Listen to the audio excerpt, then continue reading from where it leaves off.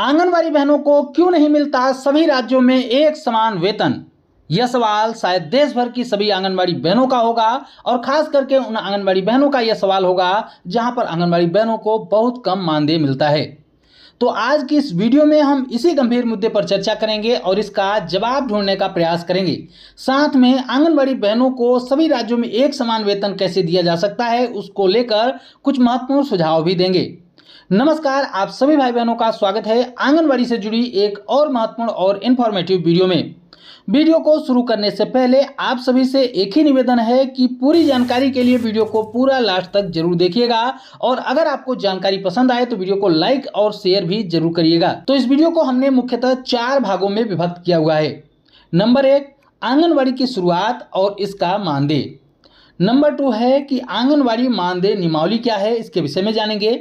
Number 3 है कि आंगनवाड़ी की सेवा नियमावली क्या है और अतिरिक्त जो मानदेय दिया जाता है उसके बारे में आपको बताएंगे। और नंबर 4 है अलग अलग राज्यों में आंगनवाड़ी बहनों के मानदेय की स्थिति को देखेंगे और जानने का प्रयास करेंगे कि आखिर इनके मानदेय में इतना अंतर क्यों है।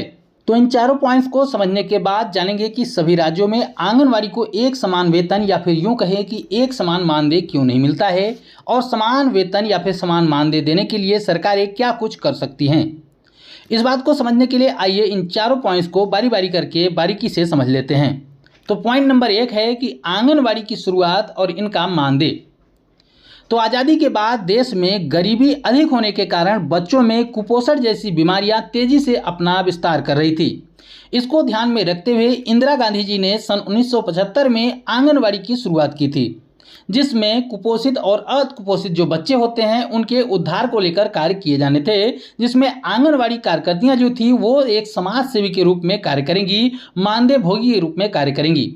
और केंद्र सरकार ने तत्काल समय में 100 रुपये का मानदेय इनके लिए फिक्स किया था। तो शुरुआत में तो आंगनवाड़ी बहनों को जो मानदेय मिलता था, जो वेतन दिया जाता था, उसको केवल केंद्र सरकार देती थी। बाद में इसमें काफ़ी कुछ बदलाव किया गया है। अब आइए समझते हैं पॉइंट नंबर 2, आंगनवाड़ी मानदेय नियमावली को। वैसे देखा जाए तो कोई खास नियमावली आंगनवाड़ी बहनों के मानदेय को लेकर नहीं बनाया गया है, किंतु इनके मानदेय को 2 हिस्सों में बांटा गया है। 2 हिस्सों में बांटने से तात्पर्य यह है कि मानदेय का कुछ हिस्सा केंद्र सरकार देगी और कुछ हिस्सा राज्य सरकार देगी। इनका रेशियो 60:40 का है, यानी कि 60% भाग जो मानदेय का होगा वो केंद्र सरकार देगी और 40% मानदेय का जो भाग होगा उसको राज्य सरकार देगी। राज्यों को यह भी पूरी तरह से छूट है कि वे अपनी आर्थिक स्थिति के हिसाब से मानदेय को दे सकती हैं, कम भी दे सकती हैं और ज़्यादा भी दे सकती हैं। चूंकि केंद्र सरकार सभी राज्यों में बराबर का ही मानदेय देगी, तो केंद्र का मानदेय जो है वो फिक्स है 4500 रुपये, लेकिन राज्यों के मानदेय में काफ़ी असमानताएं देखने को मिलती हैं। इसका कारण यही है कि राज्य मानदेय निर्धारित करने के लिए स्वतंत्र है, यानी कि राज्य सरकार अपने हिसाब से मानदेय दे सकती है तथा इस पर कानूनी रूप से कोई भी दबाव नहीं बनाया जा सकता है मानदेय बढ़ाने को लेकर या फिर मानदेय कम या ज़्यादा देने को लेकर। अब आइए समझते हैं पॉइंट नंबर 3 को। पॉइंट नंबर 3 है कि आंगनवाड़ी सेवा नियमावली और अतिरिक्त मानदेय। आंगनवाड़ी को लेकर सही में देखा जाए तो उनकी सेवा के लिए कोई भी नियमावली नहीं बनाई गई है। इसको किसी भी कैटेगरी के कर्मचारी की मान्यता नहीं दी गई है। न तो इनको संविदा कर्मचारी माना जाता है, न ही इनको सरकारी कर्मचारी माना जाता है, न इनको ग्रुप डी, न इनको ग्रुप सी, न इनको कुशल कर्मचारी की श्रेणी में रखा जाता है, न ही इनको अकुशल कर्मचारी की श्रेणी में रखा जाता है।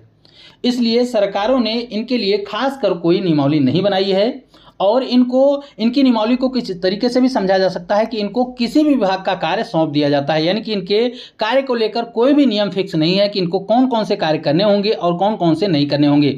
जो कार्य इनके लिए फिक्स किए गए वो कार्य तो इनको करने ही पड़ते हैं, लेकिन अगर कोई भी नया काम आ जाता है तो राज्य सरकार हो या फिर केंद्र सरकार हो, इन्हीं के कंधे पर वो कार्य भी सौंप देती है। इसलिए कहा जा सकता है कि सेवा को लेकर, कार्य को लेकर इनके लिए कोई भी नियमावली सरकार की तरफ से नहीं बनाया गया है। जबकि इसको लेकर कोर्ट ने भी कई बार अपने आदेशों में, फैसलों में कहा है कि आंगनवाड़ी बहनों को केवल जो है उनके विभाग का कार्य ही सौंपा जाए, गैर विभागीय कार्यों से उनको छुट्टी दे दी जाए।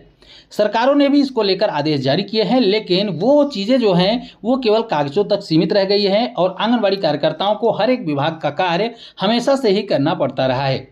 तो अब अगर बात करें राज्य के हिस्से के मानदेय की, तो इसे अतिरिक्त मानदेय कहा जाता है। जी हाँ, जो केंद्र सरकार मानदेय देती है, इसके अलावा जब राज्य सरकार मानदेय देती है अपने हिस्से से तो उसको अतिरिक्त मानदेय के नाम से जाना जाता है। इसके अलावा एक धनराशि और भी आंगनबाड़ी बहनों को दी जाती है, उसका नाम है अतिरिक्त प्रोत्साहन राशि। तो इस तरीके से जो राज्य सरकार पैसे देती है उसमें से कुछ हिस्सा अतिरिक्त मानदेय का होता है और कुछ हिस्सा जो है वो अतिरिक्त प्रोत्साहन राशि की होती है। अब प्रोत्साहन राशि जो होती है वो फिक्स नहीं होता है, वो कार्य के हिसाब से होता है, और जो अतिरिक्त मानदेय होता है वो सभी आंगनबाड़ी बहनों के लिए फिक्स होता है। तो अब आइए बात करते हैं सबसे लास्ट 4th पॉइंट की। तो अलग अलग राज्यों में आंगनबाड़ी बहनों के मानदेय की स्थिति क्या है, इस पर हम चर्चा कर रहे हैं। जैसा कि आप सभी को पता है कि अलग अलग राज्यों में आंगनबाड़ी बहनों के मानदेय में काफ़ी अंतर देखने को मिलता है। लेकिन क्या आपको पता है कि जहां पर सबसे अधिक मानदेय दिया जाता है, यानी कि जिस राज्य में आंगनबाड़ी बहनों को सबसे अधिक मानदेय दिया जाता है उस राज्य में और सबसे कम मानदेय देने वाले राज्य में जो मानदेय का अंतर है वो कितना है? आपको बता दें कि पांडिचेरी में आंगनबाड़ी बहनों को देश में सबसे अधिक मानदेय दिया जाता है। वो मानदेय है 19,480 रुपये। जी हाँ, पांडिचेरी सरकार के द्वारा आंगनबाड़ी बहनों को टोटल 19,480 रुपये का मानदेय दिया जाता है। लेकिन अगर सबसे कम मानदेय देने वाले राज्यों की बात करें तो वो है जम्मू कश्मीर और लद्दाख, जहां पर आंगनबाड़ी बहनों को मात्र 5100 रुपये का मानदेय मिलता है। तो इस तरीके से अगर इनमें अंतर को देखा जाए तो इनमें अंतर लगभग 14,380 रुपये का है। तो आप समझ पा रहे होंगे कि अंतर कितना ज़्यादा है। अगर इसके अलावा कुछ और राज्यों के मानदेय की स्थिति को देखें तो वो कुछ इस प्रकार से है। बात करें अगर उत्तर प्रदेश की, तो उत्तर प्रदेश में सरकार के द्वारा कहा जाता है कि हम 8,000 रुपये का मानदेय देते हैं, जिसमें प्रोत्साहन राशि और पीएलआई का पैसा भी शामिल है, अतिरिक्त मानदेय का भी पैसा शामिल है। लेकिन अगर आंगनबाड़ी बहनों से हकीकत जाना जाए तो कोई भी आंगनबाड़ी बहन 7,500 रुपये से अधिक का मानदेय प्राप्त नहीं कर पाती हैं। ज़्यादातर आंगनबाड़ी बहनें जो हैं वो 6,000 रुपये से लेकर 7,000 के बीच का ही मानदेय प्राप्त कर पाती हैं, और जो एक्सीलेंट कार्य करती है उनको 7,500 रुपये तक का मानदेय प्राप्त हो पाता है।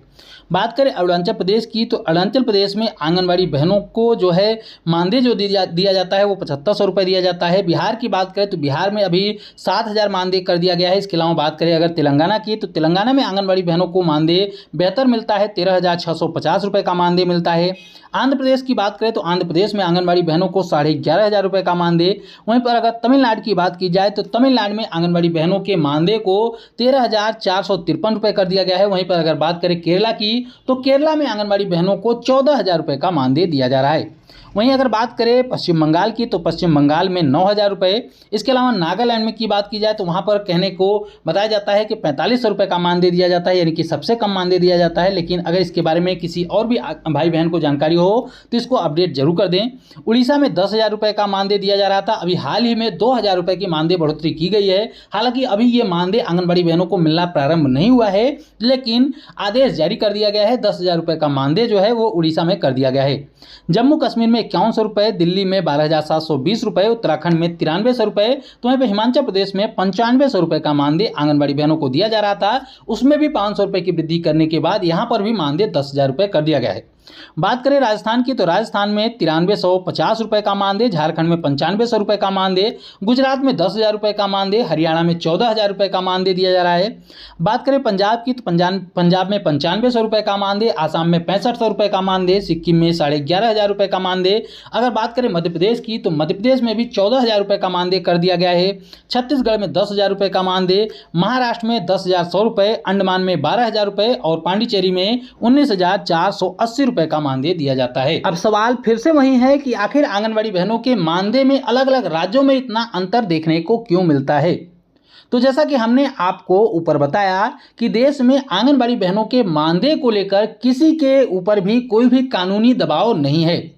ठीक उसी प्रकार से समझिए जैसे कि अलग अलग राज्यों में एक ही प्रकार के कर्मचारियों को वेतन भी अलग अलग दिया जाता है। उदाहरण के रूप में समझिए कि उत्तर प्रदेश में जो टीचर होता है उनको लगभग 50 से 60,000 रुपये का वेतन मिलता है, लेकिन वही टीचर जब बिहार में होता है, यानी कि बिहार के टीचर को मात्र 35,000 रुपये का वेतन मिलता है। उसी प्रकार से मध्य प्रदेश में भी 30 से 35,000 रुपये का ही वेतन मिलता है। तो इस तरीके से कर्मचारियों के वेतन में भी अंतर देखने को मिलता है। वहीं पर जो आंगनबाड़ी बहनें होती हैं उनके मानदेय में भी अंतर देखने को मिलता है।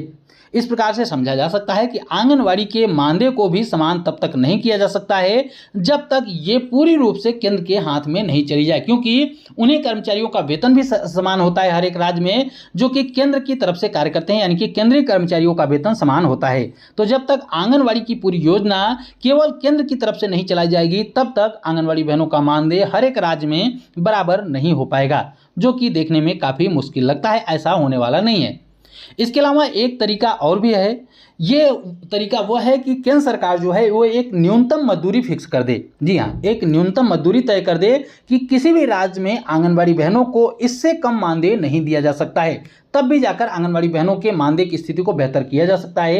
एक सम्मानजनक मानदेय को फिक्स किया जाए, जैसे कि मान लिया जाए कि 15 से 20 हज़ार रुपये के बीच में फिक्स कर दिया जाए कि मान लिया जाए 15,000 रुपये है, तो ये सरकार के द्वारा तय किया जाए कि कोई भी राज्य सरकार आंगनबाड़ी बहनों को 15,000 रुपये से कम का मानदेय नहीं देगी, तब कहीं जाकर आंगनबाड़ी बहनों के मानदेय में बेहतरी देखने को मिल सकती है। इसके अलावा इसमें एक सुधार और भी किया जा सकता है कि आंगनबाड़ी बहनों को जो है वो कर्मचारी के श्रेणी में डाल दिया जाए, चाहे उनको 4th क्लास की कर्मचारी की श्रेणी में डाला जाए या फिर उनको किसी भी और कर्मचारी की श्रेणी में डाला जाए, ताकि उनके वेतन में, उनके मानदेय में सुधार किया जा सके। बाकी इस विषय में आपकी क्या राय है, आप अपनी राय कमेंट बॉक्स में जरूर दीजिएगा। अगर आपको यह जानकारी अच्छी लगी हो तो वीडियो को लाइक करके हमारा हौसला जरूर बढ़ाएं और इस वीडियो को ज़्यादा से ज़्यादा आंगनबाड़ी बहनों तक शेयर भी जरूर करें और आगे भी आंगनबाड़ी से जुड़ी हुई हर एक महत्वपूर्ण खबर को पाने के लिए चैनल को जरूर सब्सक्राइब कर लें। फिर मिलेंगे अपनी नई वीडियो में कुछ और महत्वपूर्ण खबरों के साथ, तब तक के लिए नमस्कार, जय हिंद।